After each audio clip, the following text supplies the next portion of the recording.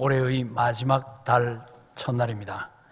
잠시만 주님이 생각하시는 교회의 미래를 한번 머릿속에 떠올려 보시길 바랍니다. 에베소서 5장에 의하면 교회는 영광스러운 미래를 향하여 나아가야 합니다. 교회는 점없고 흠없고 주름 잡힌 것 없는 거룩한 모습을 향하여 나아가야 합니다. 그것이 주님이 교회의 미래를 향하여 가지고 계시는 기대입니다. 그 기대대로 진행이 되려고 하면 교회에 영적인 부흥이 일어나야 합니다. 영적 부흥이 일어나면 하나님의 백성의 숫자도 늘어납니다. 교회가 영광스럽게 성장해가면 성도의 수가 늘어나는 것은 자연스럽습니다. 사도행전이 그러한 사실을 보여줍니다. 물론 숫자가 전부는 아닙니다. 하지만 숫자는 많은 것을 말해줍니다. 성도의 숫자가 줄어드는 것은 좋은 현상이 아닙니다. 특히 다음 세대 성도의 숫자가 줄어든다면 우리는 염려하지 않을 수가 없습니다. 현재 우리나라의 교회들을 본다고 하면 이런 문제를 심각하게 생각하도록 만들고 있습니다. 우리나라 교회들은 80년대, 90년대에 많이 성장했습니다. 그것은 60년대, 70년대 주일학교 교육의 결과로 보여집니다. 그러나 2000년대 들어오면서 마이너스 성장을 하게 됩니다. 그것은 그전에 주일학교 교육을 무시한 결과로 보고 있습니다. 실제로 수많은 교회들이 주일학교 교육에 재정을 투자하지 않습니다. 세상은 자녀 교육에 엄청난 돈을 투자하지만 교회는 말로만 다음 세대를 외칠 뿐입니다. 교회의 투자가 어른들 중심입니다. 교회의 프로그램이 어른들 중심입니다. 주일학교가 약화되는 것은 당연한 결과입니다. 교육에 들어가는 시간도 큰 문제입니다. 시간을 들인 만큼 성장이 뒤따르기 때문입니다. 옛날 주일학교에는 아침 예배 있었고 저녁 예배 있었고 수요일 예배도 있었습니다. 성경 퀴즈 대회나 성경 고사 대회, 성경 암송 대회, 성경에 대한 지식을 갈고 닦을 수 있는 기회들이 그렇게 많았습니다. 그런 것들이 아이들의 영적인 성장과 지적인 성장에 큰 도움이 되었습니다. 지금은 신앙 교육을 위한 시간이 절대 부족합니다. 신앙인 학부모들의 관심도 주일학교가 아니고 학교 성적에 쏠려 있습니다. 신앙 교육에 우호적이지 않은 교회 환경이 되고 말았습니다. 그런 문제들은 우리를 심각하게 만듭니다. 오늘 설교 제목도 그런 심각함을 담고 있습니다. 믿음의 대를 이어가자.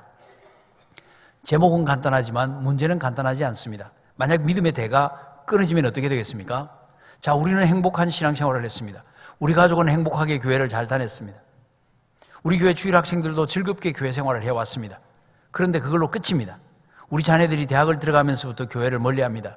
우리 교회 다니던 아이들이 중고등학교 들어가면서 교회를 멀리합니다. 아이들이 이렇게 말합니다. 자녀들이 이렇게 말합니다. 나도 전에는 열심히 교회 다녔다. 주일학교 다녔다. 아무 의미가 없더라. 관심 기울여주는 사람도 없더라. 배운 건 많은 것 같은데, 시간도 제법 보낸 것 같은데 기억나는 건 없더라. 뭐 이런 식이 된다고 하면 우리는 가슴을 치면서 통탄하게 될 것입니다. 사무엘을 떠올려 보십시오. 그는 어릴 때부터 성전에서 자랐습니다. 그러나 그가 모셨던 엘리 제사장은 영안이 어두웠습니다. 엘리는 하나님과 전혀 교통하지 못했습니다. 그러나 어린 사무엘은 하나님의 음성을 들었습니다. 그는 하나님과 늘 동행했습니다. 그는 기도하기를 쉬지 않았습니다. 그는 이스라엘을 바른 길로 인도하는 선지자요 사사로 살았습니다.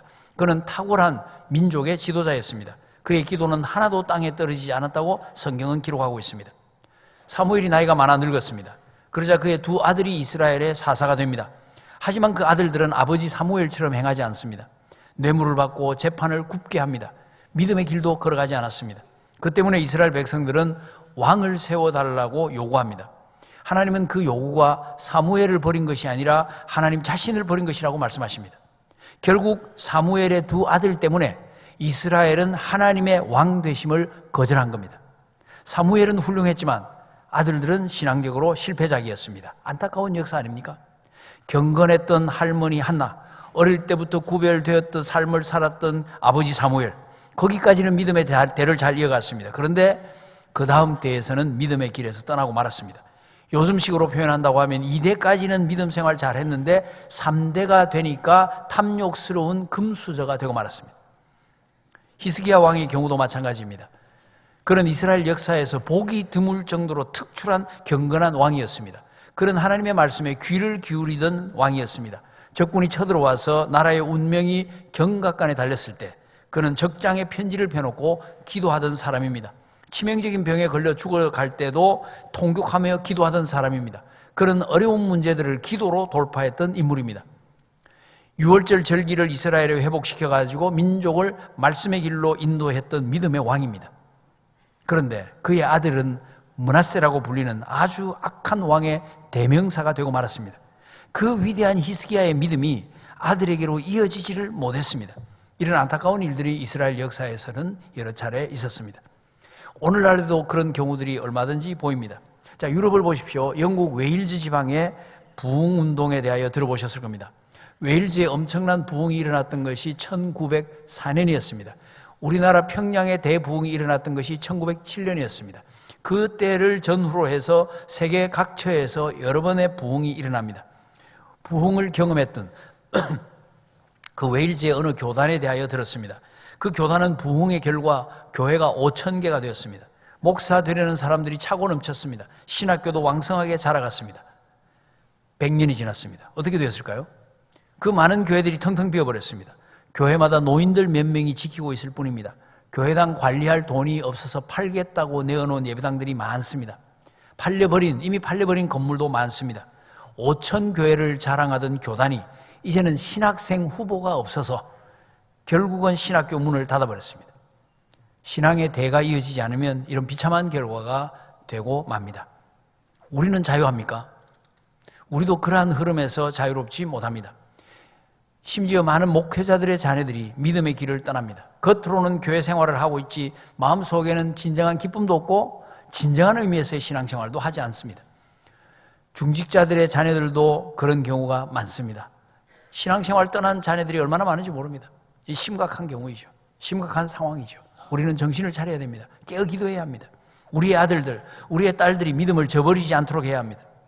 우리는 우리의 사랑하는 아들들, 우리의 사랑하는 딸들을 믿음으로 양육하고 교육해야 합니다. 믿음의 대를 이어가야 합니다. 모든 아버지는 믿음의 아버지가 되어야 합니다. 모든 어머니는 믿음의 어머니가 되어야 됩니다. 모든 부모는 자녀들을 믿음 제일로 키워야 합니다. 이건 그리스도인들에게는 상식이 되어야 합니다. 다들 세상 살기가 참 좋아졌다고 말합니다. 세상이 발전했다고 말합니다. 그 말은 분명히 맞습니다. 특히 우리나라의 발전은 눈부십니다. 그 증거들을 일일이 열거하지 않아도 될 겁니다.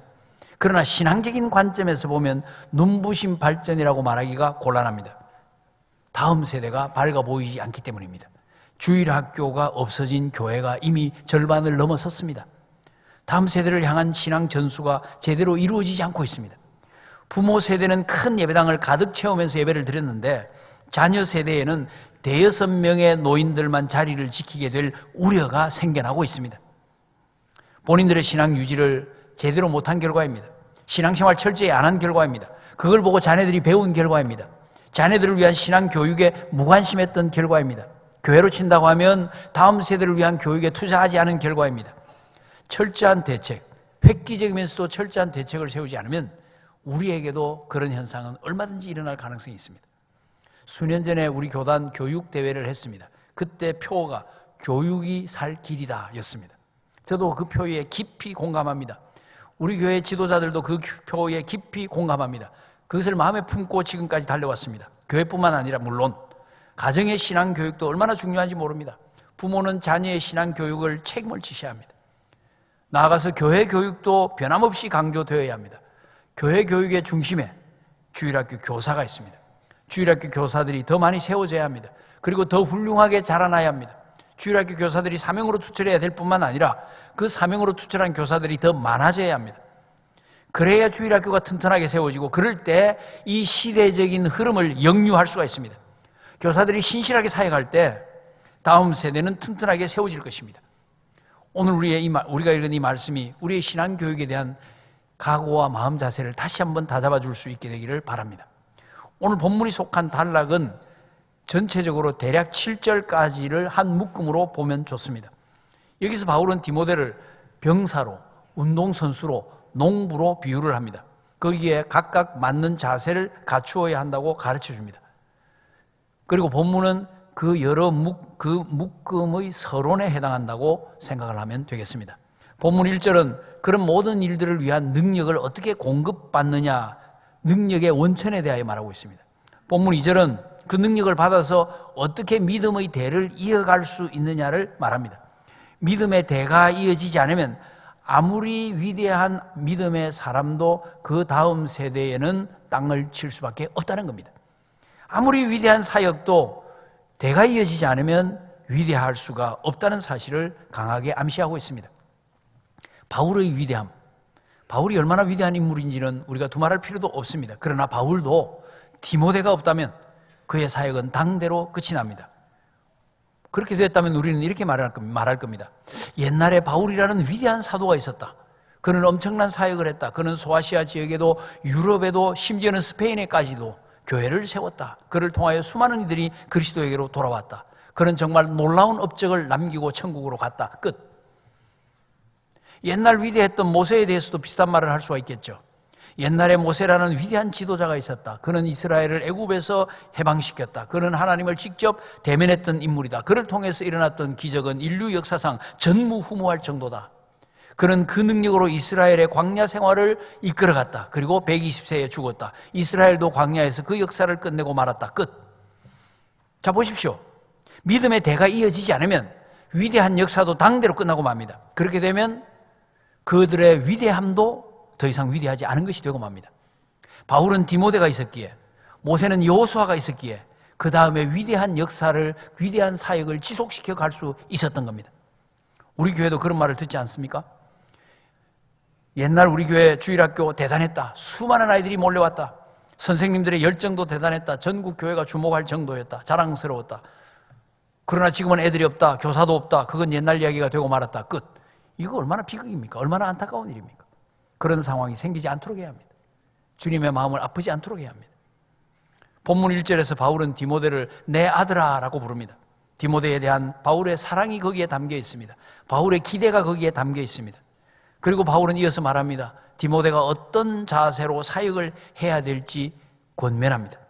바울은 본문 1절에서 그러므로 라는 접속사를 사용합니다. 이것은 직전에 말한 내용과 연결해서 생각하라는 의미입니다. 본문 바로 앞에서 바울은 자기를 등진 교인들과 충성된 일꾼들을 대조시키고 있습니다. 바울을 등진 사람들이 적은 수가 아니었습니다. 아시아에 있는 모든 사람이 바울을 버렸다고 말합니다. 그 중에 부겔로와 허모게네가 있습니다. 아마 이 두 사람은 주동자급이었겠죠. 이들은 아마 옥중에 바울을 더 이상 아는 채 하지 않았을 겁니다. 후원을 멈추었을 것이고 바울의 재판 과정에서 아무런 도움을 주지 않았을 겁니다.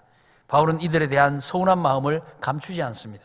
그러나 그와 정반대되는 사람도 있습니다. 오네시보로라는 인물은 자주 바울을 위로하고 격려했습니다. 옥중에 매였다고 부끄러워하지 않았습니다. 그는 계속해서 바울을 찾아왔고 바울을 만났습니다.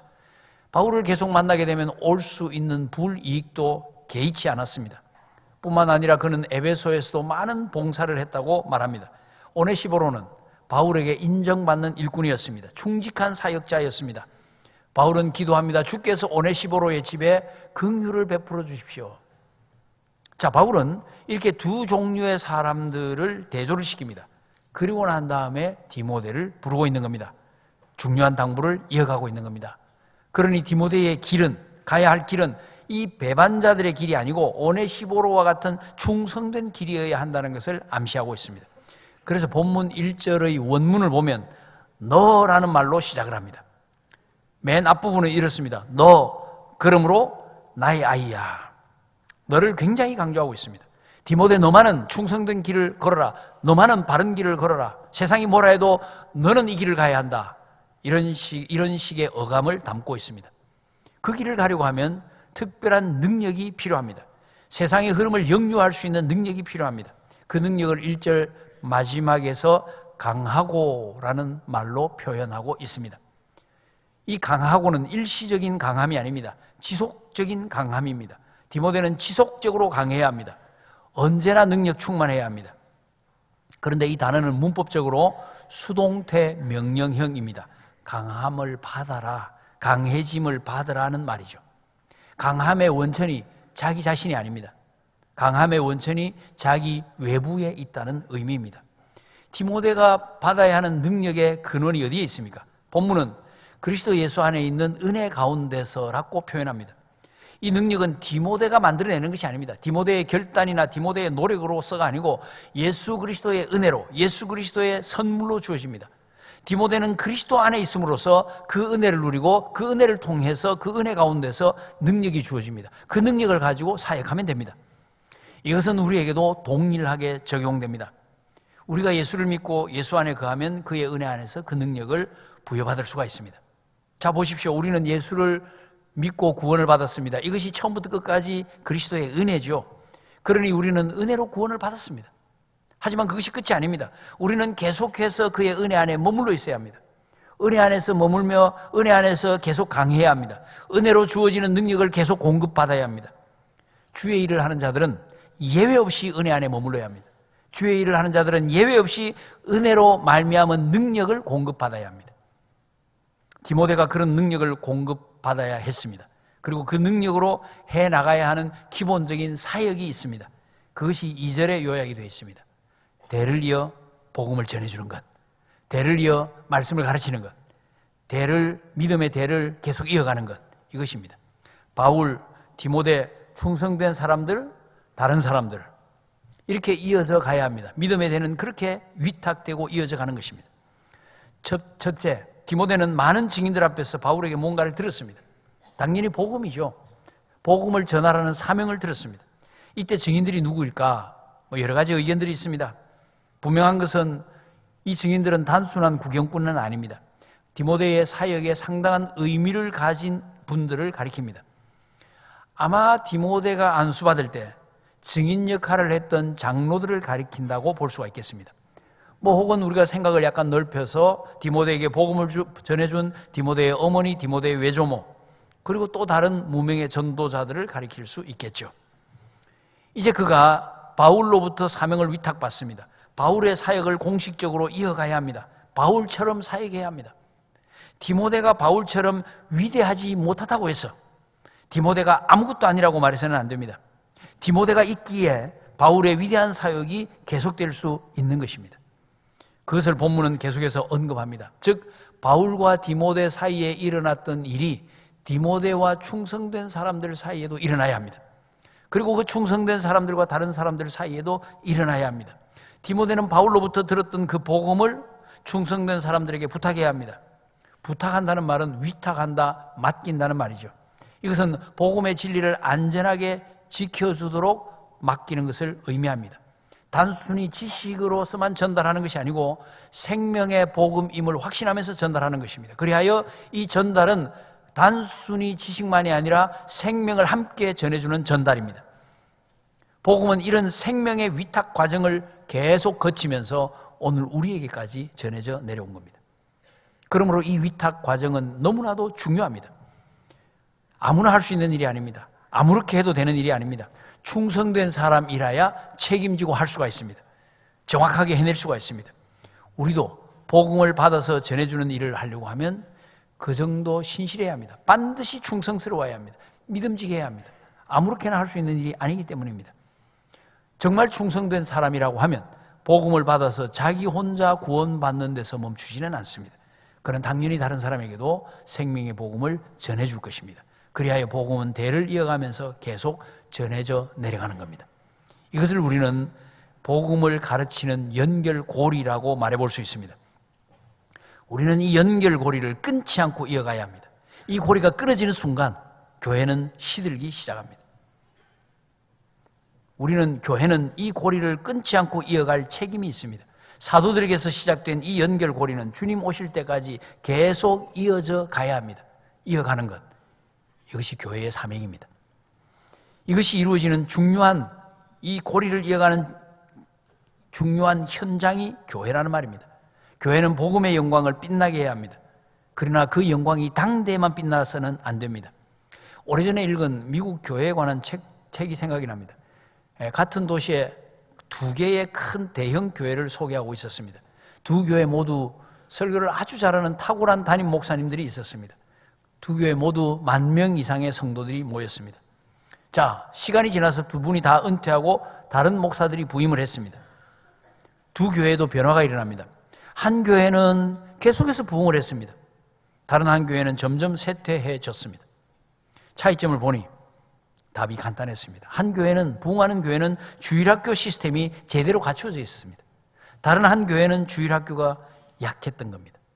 담임 목사님의 스타성에만 의존했던 겁니다. 그래서 스타 목사님이 물러나니까 교회가 그냥 내려앉아 버렸던 것입니다. 교회의 중심축이 어디에 있어야 하는지를 우리에게 분명하게 보여줍니다. 물론 미국의 주일학교라는 것은 유치부, 초등부, 중고등부만이 아니고 장년부까지도 주일학교가 있습니다. 장년부도 다 성경 공부를 합니다. 그러니 온 교회가 성경을 가르치고 배울 때 그 교회는 튼튼하게 세워질 수가 있습니다. 다음 세대에도 계속해서 튼튼하게 자라갈 수 있습니다. 가정에서의 신앙교육도 결코 그 중요성을 가볍게 보아서는 안 됩니다. 가정에서는 부모가 자녀들에게 복음을 위탁하는 연결고리 역할을 해야 합니다. 많은 신앙인 가정에서 신앙적인 대화가 사라졌습니다. 공부 이야기, 학교 이야기가 전부인 경우도 많습니다. 부모 자식 간에 일반적인 대화가 단절된 가정도 많습니다. 이건 심각한 결과를 이야기합니다. 신앙인의 가정에서 부모 자식 간에 신앙적인 대화가 단절된 경우도 많습니다. 이 역시 심각한 것이죠. 우리 교회는 가정예배 운동을 하고 있습니다. 아무쪼록 가정에서 믿음의 연결고리가 제대로 작동할 수 있게 되기를 바랍니다. 이를 위해서 우리 신앙인 부모들이 다시 한번 하나님 앞에서 아이들에 대한, 자녀들에 대한 책임을 각성할 수 있게 되기를 바랍니다. 그리고 현실적으로 결코 놓칠 수 없는 중요한 고리가 교회의 주일학교입니다. 교사는 아이들을 가르칩니다. 아이들은 잘 배우고 자라서 교사의 자리에 서게 됩니다. 그렇게 해서 주일학교를 통한 복음의 위탁과 복음의 전승이 계속됩니다. 교사들은 이렇게 세대를 이어가는 중심 고리 역할을 해야 합니다. 교사 없이 교회에서 믿음의 대를 이어갈 수는 없기 때문입니다. 우리 모두는 이 고리가 끊어지지 않도록 정신을 차려야 합니다. 우리 교회는 역사가 제법 오래되었습니다. 가르치던 선생님과 학생이 함께 주일학교 교사로 섬기는 경우들도 많습니다. 그런 식으로 대가 이어져 가는 경우들, 얼마나 아름답고 얼마나 멋진 일인지 모릅니다. 그런 것을 보고 있으면 희망이 생깁니다. 앞으로의 미래가 밝다는 느낌을 가지게 됩니다. 선생님의 말씀을 듣고 있는 이 아이들이 몇 년 지나지 않아서 바로 그 자리에 앉게 되는 것, 그렇게 해서 교회의 생명을 이어가는 것, 이것은 주님의 마음을 흡족하게 해드리리라 믿습니다. 그래서 교사는 영광스러운 직분입니다. 교회 안의 직분들 가운데 영광 없는 것이 어디에 있겠습니까마는 가장 오랜 세월 역사에 남을 직분은 교사입니다. 어느 통계 조사를 보니까 교인들이 최초로 교회에 나온 시기가 초등학교 혹은 그 이하, 그 이전이 절반가량 되었습니다. 50.6%. 결혼하고 나서 나온 게 25.9%. 그리고 중고등부, 대학 청년부 때가 4분의 1 정도 됩니다. 그래서 주일학교 교사의 영향이 전체 기독교인 2분의 1 이상이 되는 겁니다. 중고등부, 청년부까지 만약에 합친다고 하면 70% 이상이 됩니다. 그리고 그 영향은 평생 계속됩니다. 그러니까 교사가 없으신다는 것은 기독교인 절반 이상에게 위협이 된다는 것, 교회의 존망에 영향을 끼친다는 의미입니다. 물론 어른들도 계속해서 신앙교육을 받아야 합니다. 멘토도 있어야 합니다. 스승이 있어야 합니다. 가르치고 배우는 것은 평생 계속되어야 합니다. 예수님이 말씀하신 제자훈련은 계속해서 필요한 사역입니다. 단순히 필요한 정도가 아니고 필수 사역입니다. 제자훈련과 제자양성은 교회의 존재의 의미이기도 합니다. 주일학교 역시 동일한 제자운동이, 제자훈련이 일어나는 곳입니다. 그 훈련을 담당하는 이들이 교사입니다. 가정에서는 부모가, 교회에서는 교사가 아이들을 키워서 복음을 다음 세대로 이어가는 연결고리입니다. 교사로 헌신하는 성도가 많아져야 합니다. 그래야 다음 세대가 밝아집니다.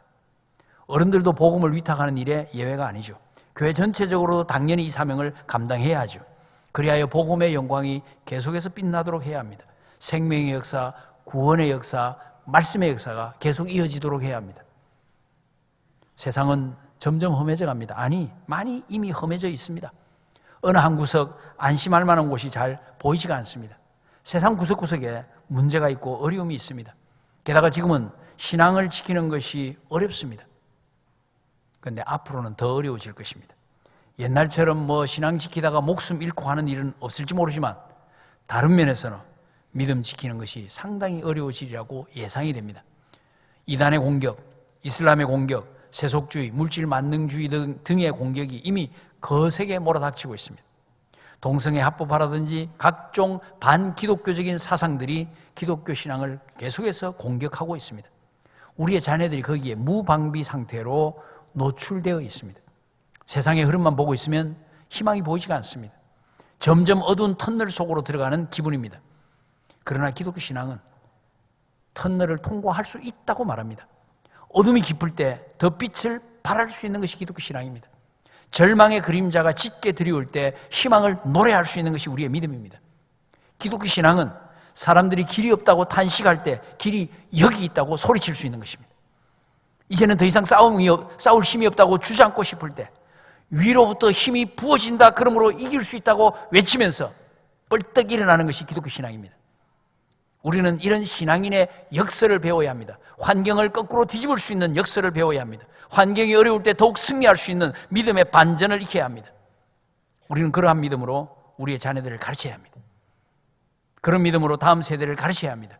그래야 이 다음 세대가 지금 우리 세대보다 더 믿음 좋은 세대가 되도록 만들어야 합니다.